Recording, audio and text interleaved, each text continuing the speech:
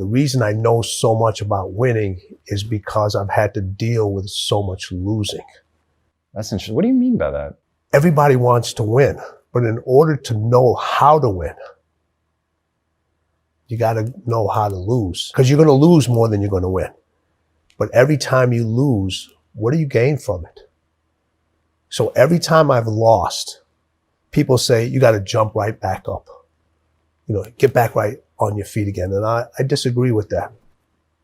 After you lose, or when you get knocked down, stay down there for a minute. Understand why you lost. What were the reasons? Why are you down here? Why did you lose? Why did you get knocked down? Because if you just jump right back up, you're going to lose again and again, and you continue going to lose the same way. So every time I lost, I stayed down for a second, minutes, hours, days, weeks. But when I stood up, I was different. I was smarter. And when I lost again, I stayed down. I stood back up. I was stronger. When I lost again, I stayed down. How did I stand up again? I was more confident. Lost again. Stood up. I was more resilient. Now you start putting the pieces that are necessary to win over and over and over again. So if you lose and you jump right back up and you haven't really changed, really changed from that loss, you're never going to learn from it, and you're never going to really, truly know the unforgiving race to greatness, because that's part of the unforgiving part, is the losing part. That part is unforgiving. My philosophy on losing is you either win or you learn.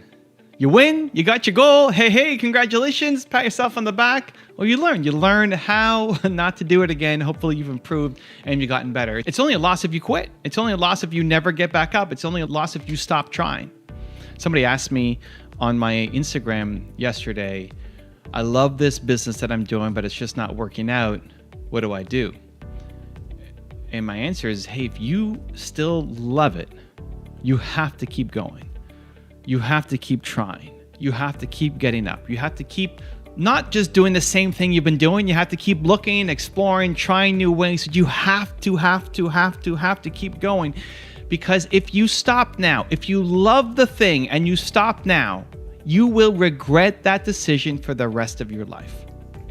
How many times have you quit on something that you loved and then you look back, you say, what if I just kept going? What if I just tried one more day? What if I just tried one more week? What if I just kept going? Because I would have been in a different spot. And now I regret not trying. If you don't love it, great, quit. I think people stay in things for too long as well. People stay in businesses for too long. People stay in relationships for too long, out of fear, out of insecurity. The love was gone a long time ago, and you should have left a long time ago, but you're too afraid to do it. That's not what I'm talking about. I'm talking about what you love doing, and it hasn't worked out yet. You have to keep going. When I was in my first business, this is the thing that really helped me. I was 19 years old. I wanted to quit on my business. I was struggling. I was making no money, $300 a month. I owned 30% of a company that was not making any money. And I was working every day, and I just had enough. I had enough. I was fed up. Like, how much further can I go? How much longer can I go and just not see money and not see results? And I felt like I was a pretty happy, optimistic, positive guy, but it just, every day, it just beat me down a little bit more, a little bit more, a little bit more. And I was too embarrassed and ashamed to tell people, so it was all by myself. And I quit on my business partner. It was the worst day of my life.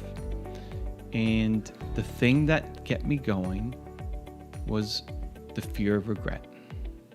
That this is not a loss unless I quit. This is not really a loss unless I actually throw in the towel and go do something else, because I still wanted it to work. In my heart of hearts, I still love this thing. I wanted to do something with it. I was quitting because I wasn't getting the results yet. And what I told myself, from 19, almost 20, was when I'm an old man at 40, I'm 40, how old am I now? I'm 41 right now. So it's funny thinking about it. But when I'm an old man at 40 and my life is over and I hate my life and it's it and I'm falling apart, I will regret this. I will regret that I quit. And that feeling gave me the courage to go one more day, to say, I can't quit yet. I have not given it everything that I've got. I have not left it all out on the field, right? There's still more in me to give, to serve, to help. There's more effort. But what it did was forced me to start to think differently, because I couldn't keep going the way I was going, because what I was doing obviously was not working. Every idea that I tried was not working. I needed to think of something radically different.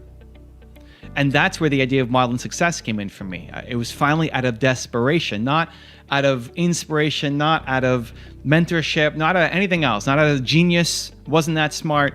It was out of desperation that I asked myself, who else has built a software company before? I cannot be the first guy to have tried to do this. There's no way. Somebody has figured this out. Like, who's done this? And by modeling Bill Gates and how he started Microsoft, that started the path for my company to start to have success. In a short amount of time, I closed my first deal. It was $13,500. I felt like I was rich, on top of the world, and it gave me momentum, it gave me hope, and it also gave me a strategy that I could keep using. So if you have lost recently, there's two key ways that you need to get out of it. Okay? The first is emotional, and then the second is strategy, logical. The emotional part is you feel hurt, you feel scared, you feel hopeless, you feel insecure, you feel like this will never work, it may never work, all these people may be relying on you, hopefully nobody saw you fail, we're just afraid of this judgment and disappointing people. You feel like you're not valuable. You feel like you're wasting your time. And so the way to get through the emotional pain is, one, to focus on regret. That if you love this thing and you quit now, you will regret this. Whether it's 10 years in the future, 20 years in the future, 30 years in the future, you don't want to think back. Like, I had that shot back then. I had that shot and I didn't take it and I quit too soon. Like, don't let that be you. Fear of regret. And the second is service. That you're not doing this just for you. That there's people who are struggling and they need your help. They need your support. There's people who will be counting on you, that your story can inspire other people as well. And so sometimes you need the hug, which is service, and sometimes you need the push, which is regret, depending on where you're at, what you're feeling. But when you lose, there are lots of logical, strategic, practical ways to get out. But if you don't solve the emotional issue first, you'll stay stuck. So it's the emotional issue you have to deal with first. That just because you lost doesn't mean that you are a loser as a human, right? Just because your business hasn't worked out yet doesn't mean that you as a person have no self-worth. Your business might not have any worth yet, but it doesn't mean that you have no worth. And that's something that took me a long time to be able to separate out. That you are not your business. You are amazing, you are gifted, you are talented, you are loved, you want to contribute, you want to serve, and then you bring that to your business, not that you are your business. Once you solve the emotional side, then you can work to the practical side. Then you can think about, okay, how do I solve this problem? How do I break out of this rut that I'm facing? And one of my favorite ways now is modeling success, right? Find the person who's done the thing. That's why I make so many videos. That's why I profile so many different entrepreneurs and athletes and coaches and experts, because maybe the way Oprah Winfrey says it, or Tim Grover says it, or Steve Jobs says it, or whoever, maybe the way they say it finally starts to land, finally starts to seep in to give you the idea that you need to then explode your business forward. You first start with the emotional side and solve that. That you are here to serve, you are valuable, and that you will regret quitting on this thing if you quit too soon. And then you can move to tactics and strategies. Just like I did with my business. I quit on my partner and said, I'm done. I need to feel valuable as a human. And realized the next day I leaned in more on the regret. I do not want to live with regret and be an old man at 40 and look back and say, this was my moment. And then that led to the strategy the practical side to say, okay, but I can't keep going how I'm going. How do I solve this problem? Okay, modeling success. It's only a loss if you quit. It's only a loss if you stay down. It's only a loss if you tell yourself that you suck and that it will never work out. You either win or you learn. The choice is yours.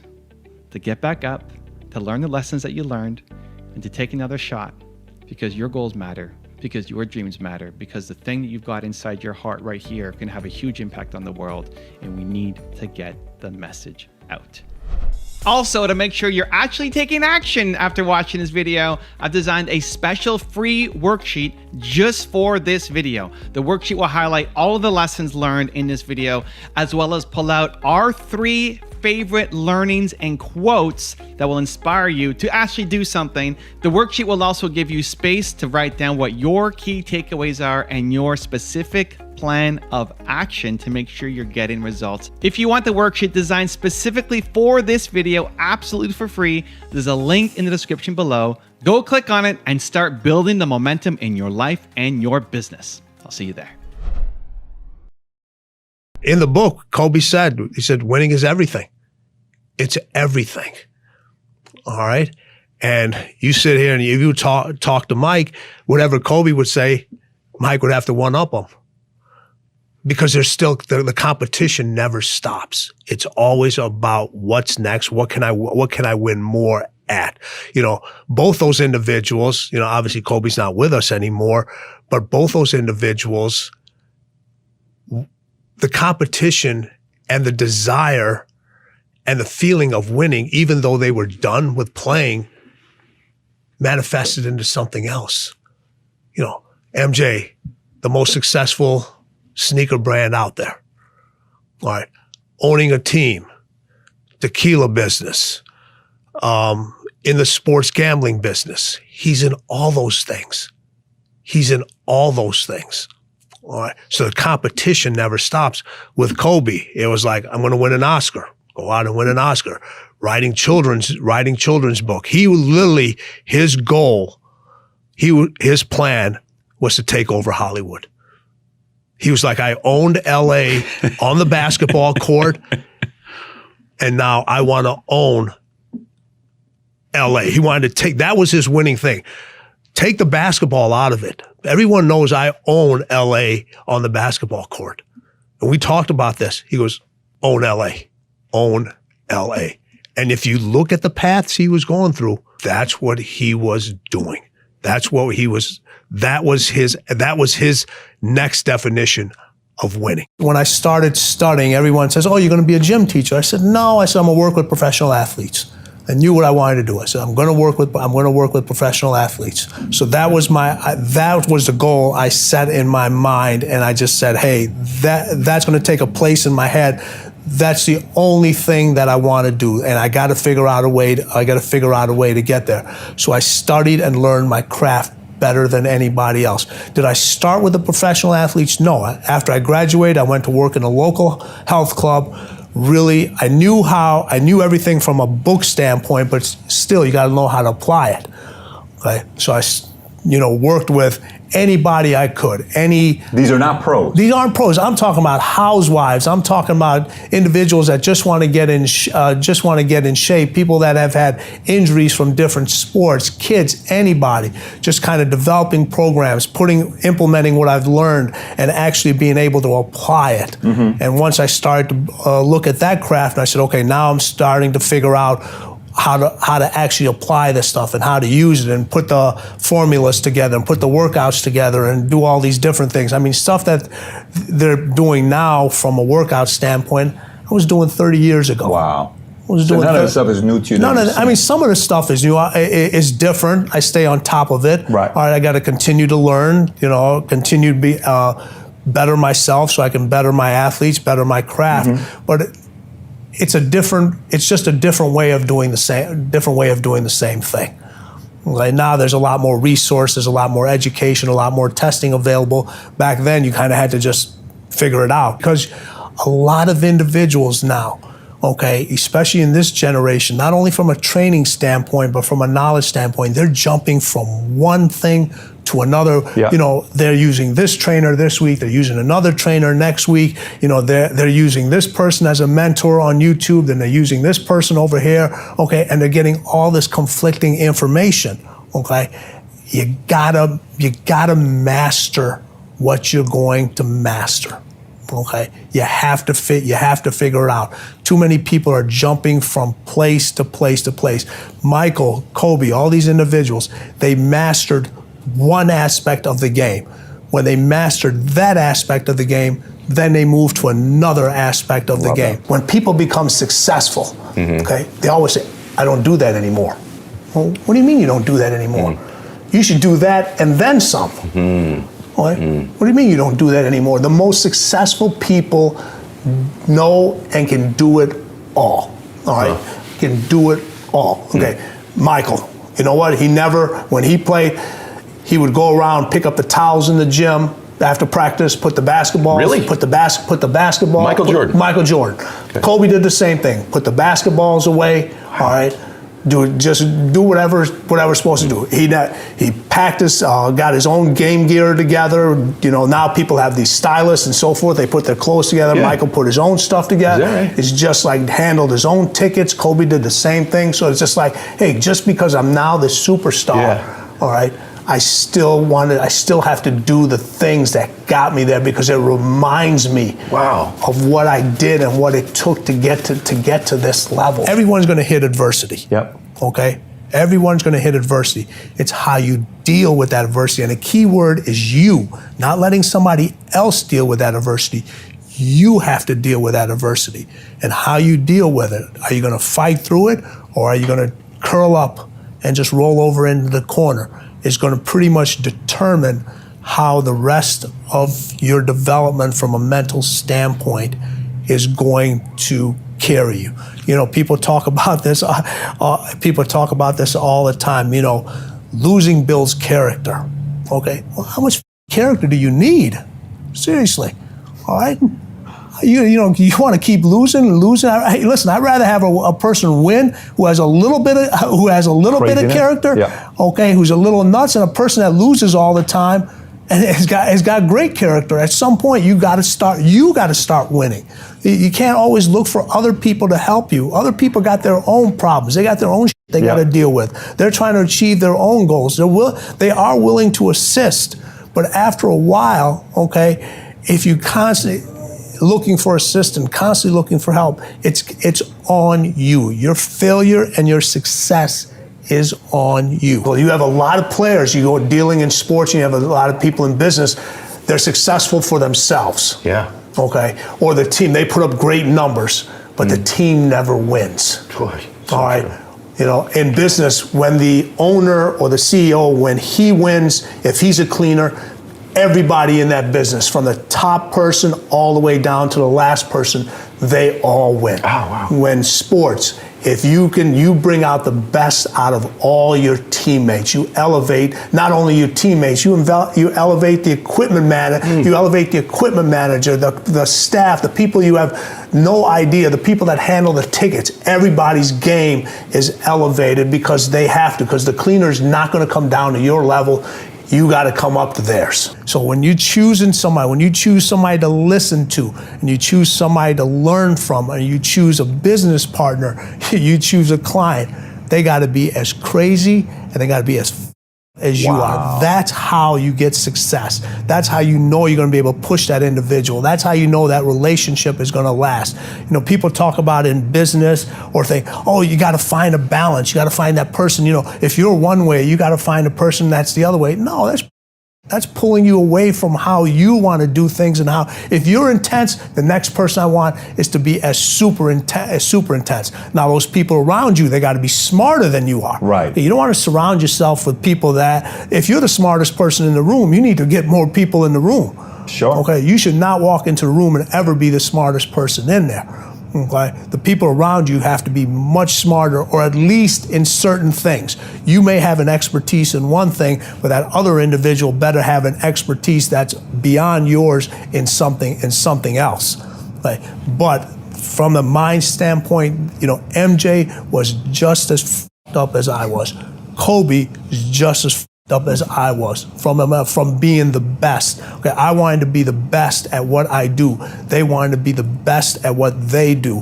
All right? So there was an attraction there. It's an attraction, and those are the people that allow you to push them and allow them to. They understand they want to get better. They don't need to be motivated. Okay, they're like, you tell them, hey, that's the work. So interesting. They're not hiring you to come motivate me. They no, already want it as bad as you. They want the best of the best. Already want it more than anybody else. There's a reason they're the best. We talked about this earlier at lunch. They're the ones that show up to practice early. Okay, they're the ones taking the extra shots. They're the ones doing the wind sprints at the end. They're the ones, getting treatment, taking care of their body. They're showing up on off days. I mean, you're sending the guys home. You're saying you got to go home. You got to go home. Go home already. You got to tell them to leave. You don't have to tell them to show up. You got to tell them to leave. Oh, That's enough. You have people in your office. Yeah. And you look at it. How many employees do you have now? We got 4,200 agents. 4,200 agents. Okay. Out of 4,200 agents, okay? If you put them all in a room, okay, and you were able to put them all in one shop together, all right, and say your hours were 9 to 5, okay? You'd have 4,200 people in here from 9 to 5 o'clock, from 5 o'clock.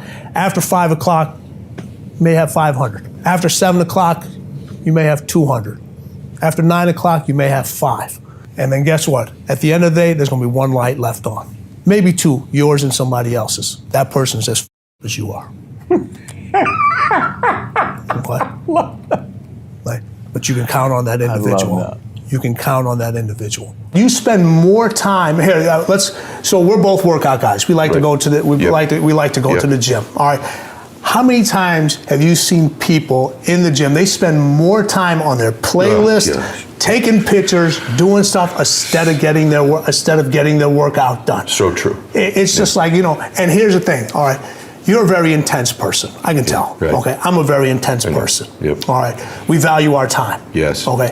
How do you get results in the gym? It isn't about spending 2 to 3 hours working out. People say, I spent 3 hours. You didn't spend 3 hours.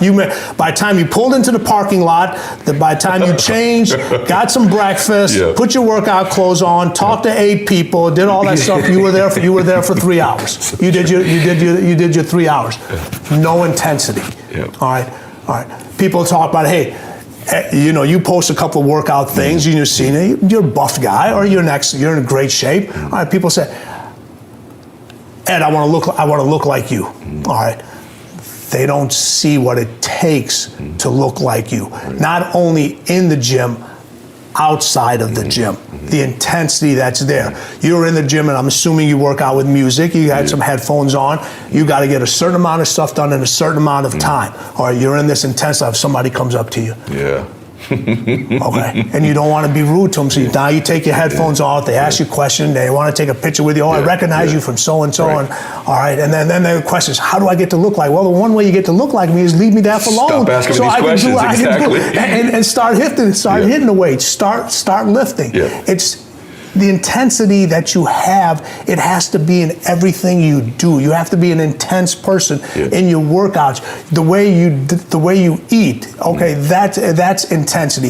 How do you fuel up your metabolism rate so you're burning these calories so you can get that definition? That's intensity. How do you get to be successful? Oh man, he or she, he's so intense. No, you know what? He and she.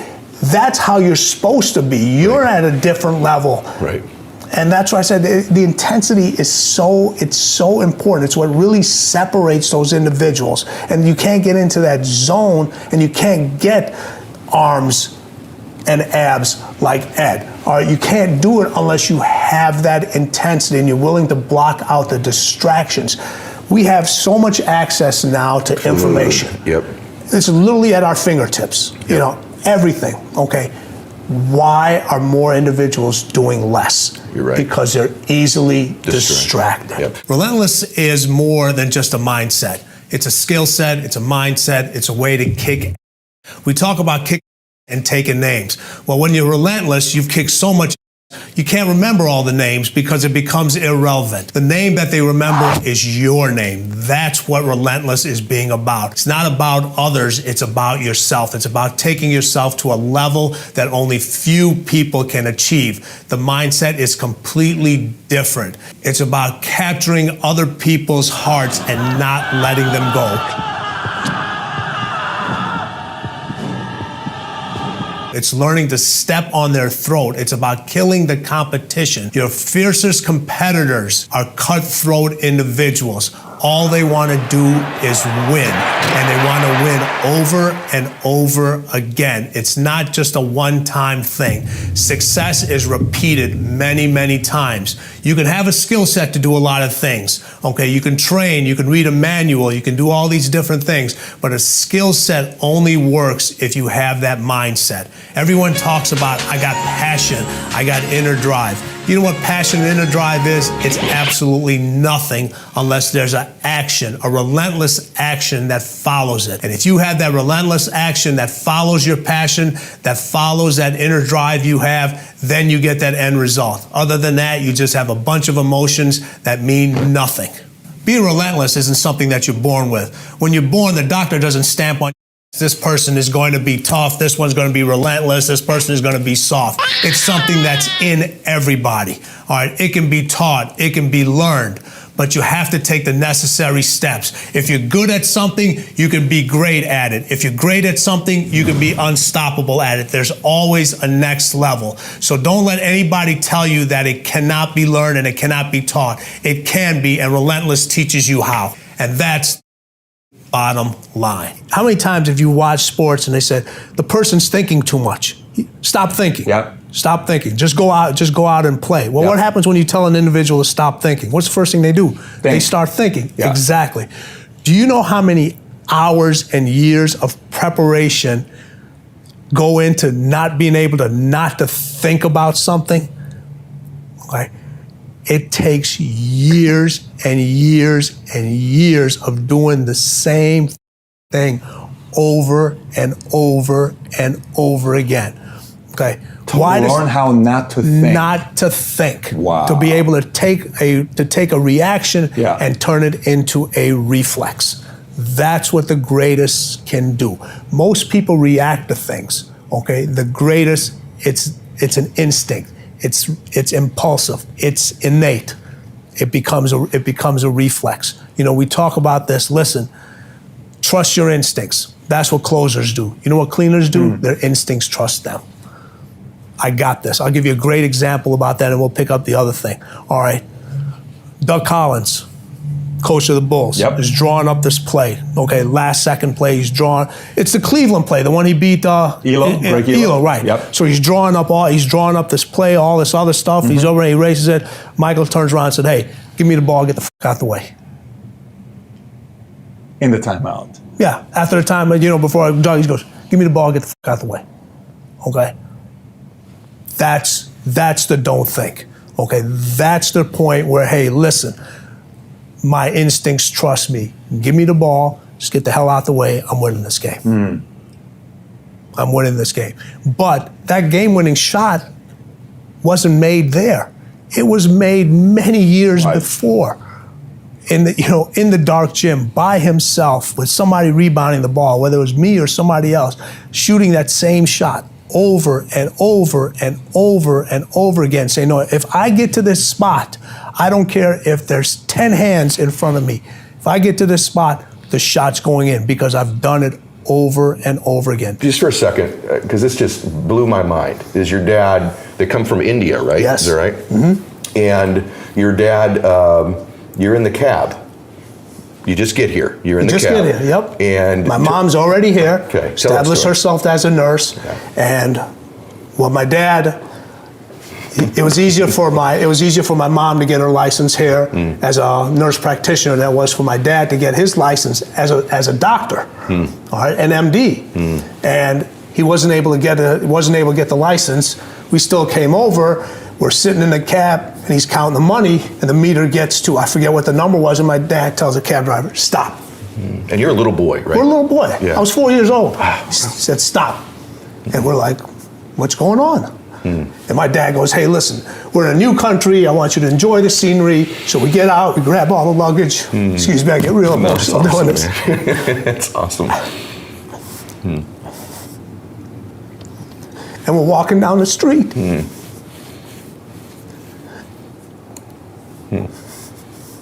That's awesome, brother. You got it.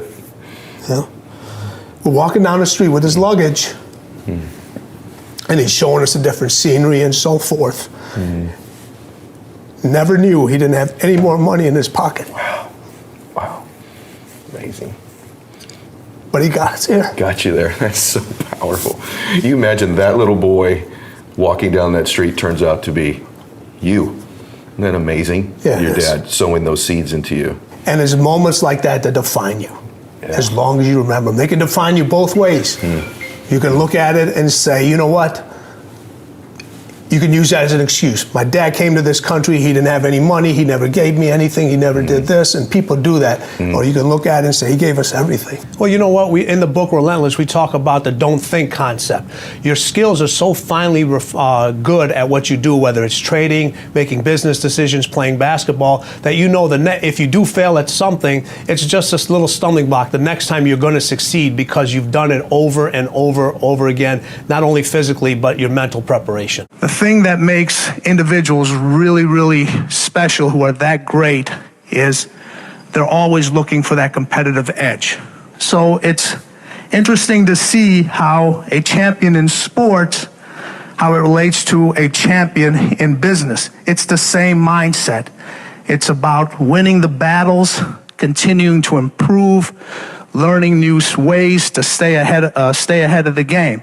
Clarity is what gives you the idea of success, being able to close those deals.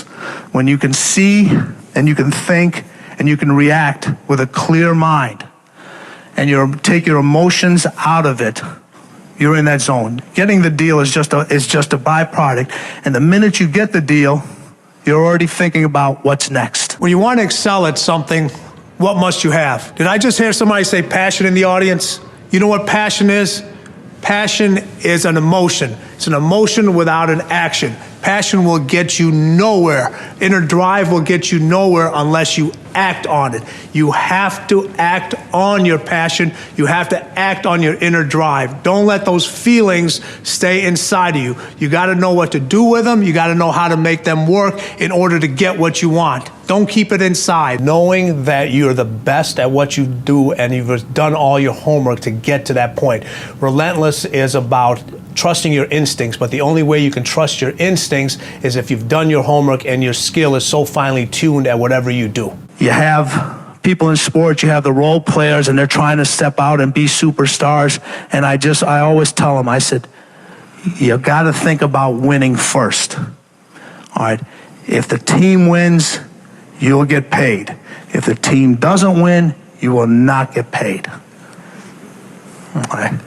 The bottom line is the end result.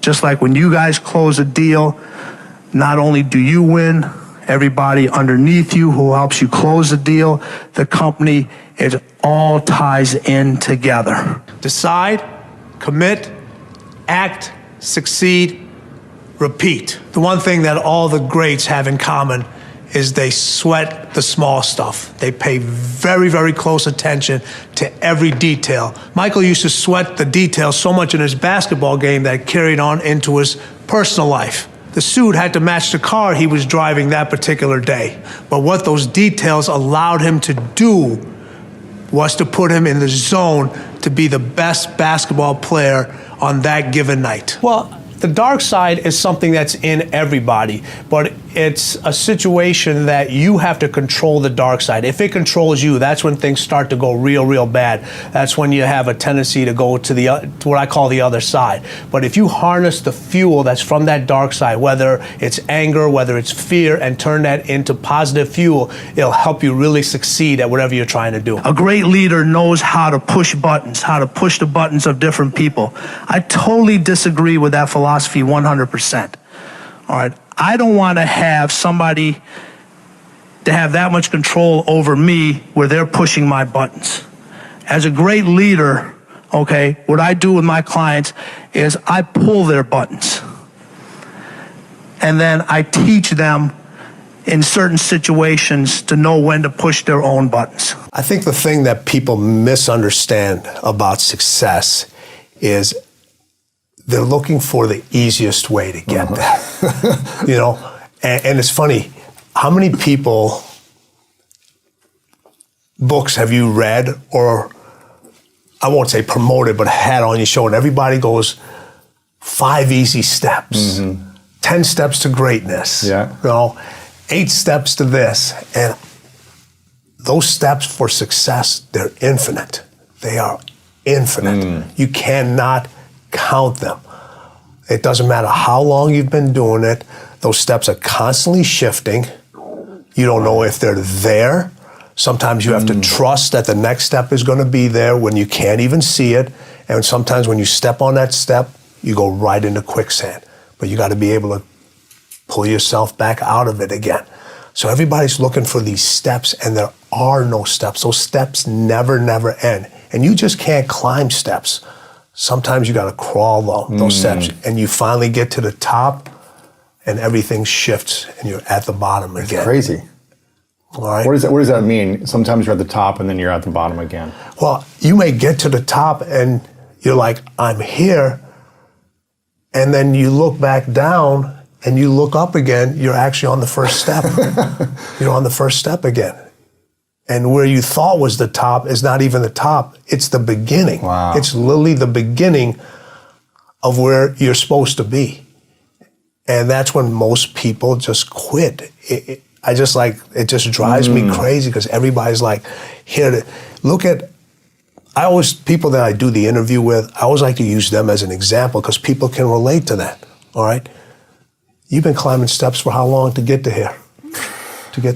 I mean, since starting this, it's been over 8 years, but the journey before then, it was, decades to build myself, to prepare myself for this. And now I feel like I'm just getting started. Right, exactly. So you have just, right, exactly. So all the steps that you climbed just to get started. Yeah. Just to get started. And people don't want to talk about those steps. They don't want to talk about those steps and how difficult those steps are and how many steps that you stumbled on and how many steps you didn't even see and how many steps that people placed in front of you and they pulled away. People that you were very close to, people that you knew. Right. That people that you thought that were like, hey, these people actually have my back, except, yeah, they did have your back, but they were actually pushing you down the steps. For stabbing you there. No, and it's funny when you talk about those things, or people talk about them, they seem surprised. But you should know that in that path, all those things are going to be there. Winning is not about the trophy and the accolades. It's about the grind. It's about the obstacles. It's about the challenges. It's about the pain that you endure along the way for that 30 seconds of being able to either stand on a platform, be acknowledged by individuals that are close to you. But when that happens, your mind has to immediately shift back because now you felt and tasted something that you could only get through winning. Are you willing to do it again? Winning is in all of us. We all want to win. But the path people take to get to winning, everybody wants the end result and they want to feel the sugar and the confetti and all that other stuff. But what you have to endure to win, no one wants to talk about. And that's what really winning is about, because you spend more time enduring it and being in and not in a good place. And I wanted to bring it out and say, hey, no matter what you do in life, where you're at, this is what winning takes. And it's in all of us. It's in all of us. You find wins every single day. Do you think anyone can become a winner? Winning is in all of us. That's what I always say. Listen, and we have wins every single moment. Yeah. And those are the steps that get us a little closer to what we want. We have a step. Every minute you have an opportunity to win. You really do. But with everything that's went on in the world in this past year, people forgot how to win. People don't even know what a win looks like anymore. Right. What does it look like? Yeah, people don't even know, like, and so many times a win just comes by because there's a constant change, there's a constant shift. And now with the paradigm of the way everything is being handled now, you have to look at things completely different. Everybody's waiting for a normal. A win doesn't look like what it used to look like anymore. Right. All right? What does it look like now? What does it look like now? For each individual, it's different. For each individual, it's different. For a lot of individuals, it's just like getting out of that routine that you were stuck in for so long. Mm-hmm.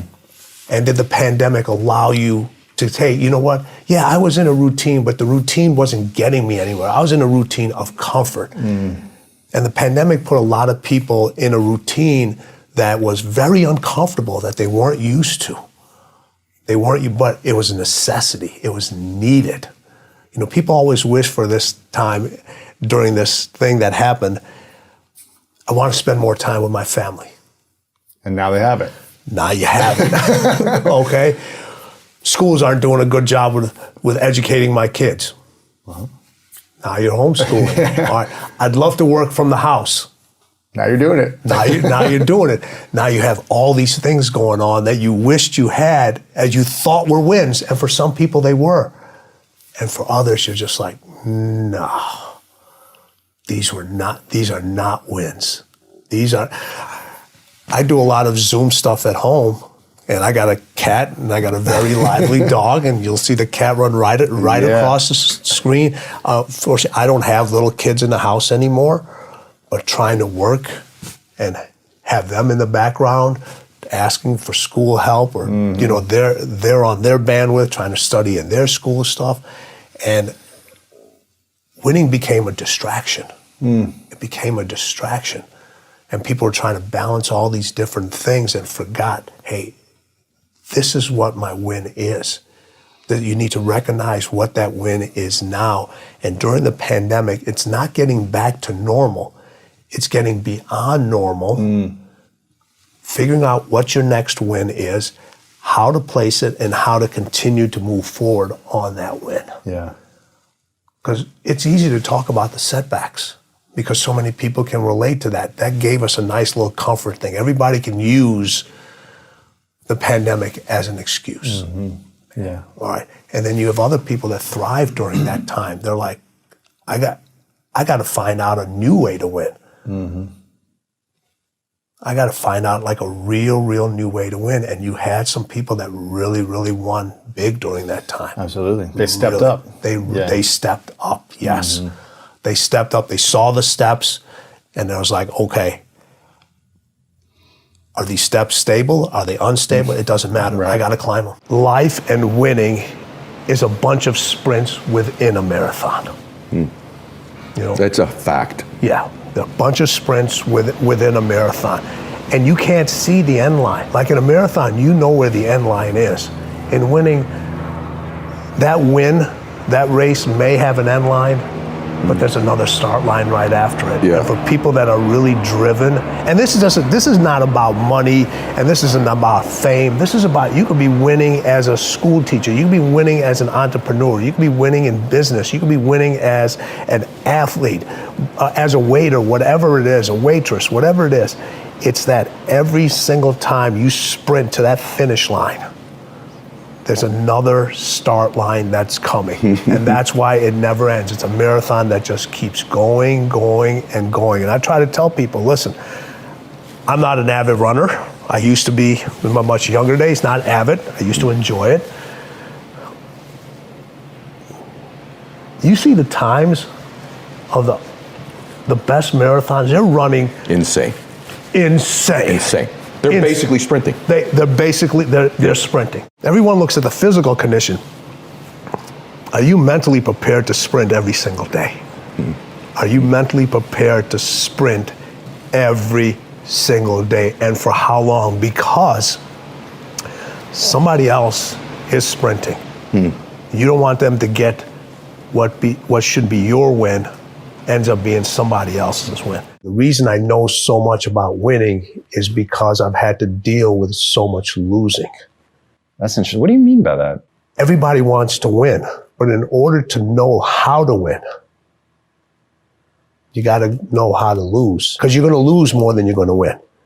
But every time you lose, what do you gain from it? So every time I've lost, people say, you got to jump right back up.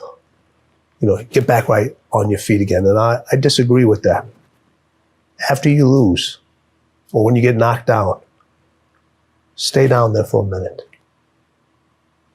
Understand why you lost.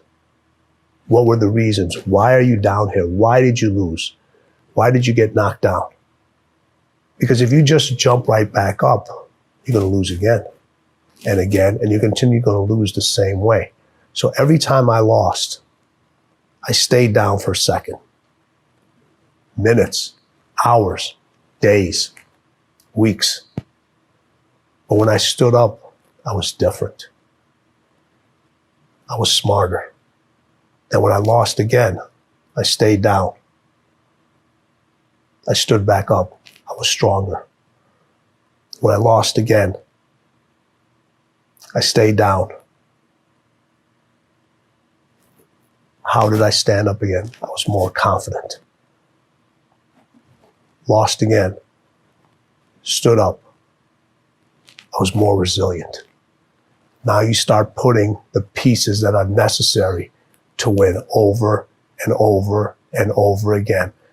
So if you lose and you jump right back up and you haven't really changed, really changed from that loss, you're never going to learn from it, and you're never going to really, truly know the unforgiving race to greatness, because that's part of the unforgiving part, is the losing part. That part is unforgiving. You just don't win in one arena.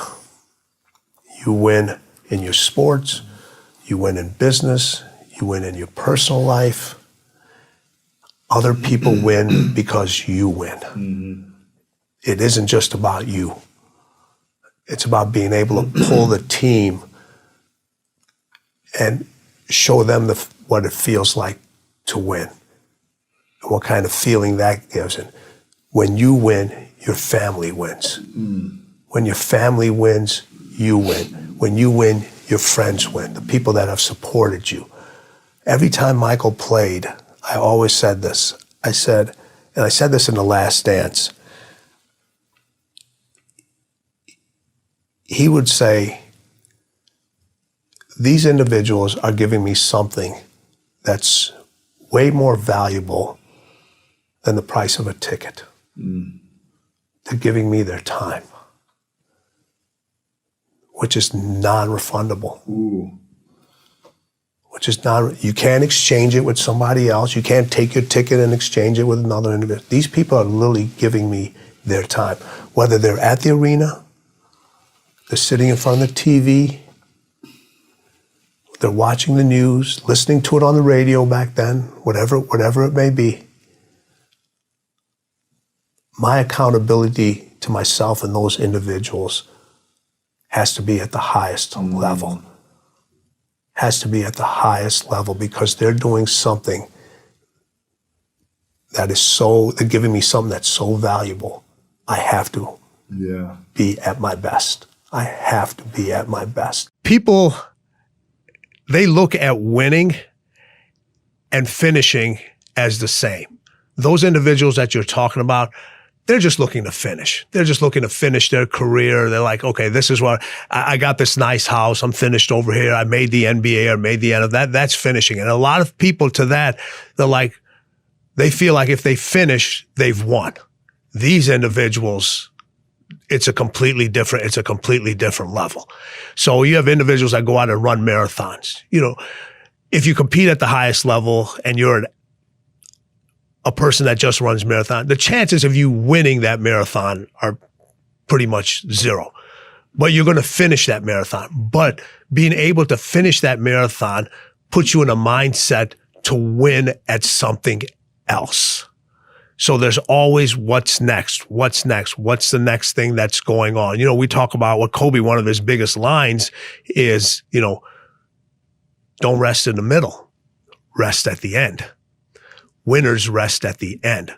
When you talk about people that just want to finish, just what you said, they rest in the middle. Winning is not supposed to be fair. Life is not fair. There's nothing that's going to guarantee you that win. But the only thing that's going to guarantee you that loss is if you don't get in this race. How many people, and you talk about this all the time, about the fears and the emotions and just just going for it, just like here it is. Look at yourself. You've moved 3 different times in probably the last 6 months for whatever reasons you've had, all right? And you've literally packed up and moved, like here I'm going, here I'm going, here. You got people that won't move themselves out of a chair. You've literally moved families, lives, right? And there's literally a fear behind every single one of those, but there's no doubt. So what they're seeing, when they look in the mirror, they're just trying to see what's on the surface. But winning and losing wants to know what's inside of you. It wants to know what makes you tick. It wants to know what your desires are. It wants to know what your ego is. It wants to know what your limitations are. It wants to know what your mindset is. It wants to know everything about you, because winning does not lie. When you look in the mirror, you can lie and see what's on the surface. You cannot lie what's going on inside. And that's what people are not willing to see. The lies that are truly going on inside of them that are not allowing them to win over and over, or sometimes even win once. You have to look, winning requires you to go so far deep inside yourself. It's way beyond the surface. It's way beyond internal. It's going to a place that a lot of people haven't visited in a long, long time, because they're afraid to visit that person, because when they visit that person, they don't know who that person is anymore. In the book, Kobe said, he said, winning is everything. It's everything. All right? And you sit here and if you talk to Mike, whatever Kobe would say, Mike would have to one-up him. Because there's still, the competition never stops. It's always about what's next. What can I win more at? You know, both those individuals, you know, obviously Kobe's not with us anymore, but both those individuals, the competition and the desire and the feeling of winning, even though they were done with playing, manifested into something else. You know, MJ, the most successful sneaker brand out there. All right. Owning a team, tequila business, in the sports gambling business. He's in all those things. He's in all those things. All right. So the competition never stops. With Kobe, it was like, I'm going to win an Oscar. Go out and win an Oscar. Writing children's book. He literally, his goal, his plan was to take over Hollywood. He was like, I owned LA on the basketball court, and now I want to own LA. He wanted to take, that was his winning thing. Take the basketball out of it. Everyone knows I own LA on the basketball court. And we talked about this. He goes, own LA. Own LA. And if you look at the paths he was going through, that's what he was doing. That was his next definition of winning. If you want another amazing video highlighting excellence in the Indian community, check it out right there next to me. I think you'll enjoy it. Continue to believe, and I'll see you there.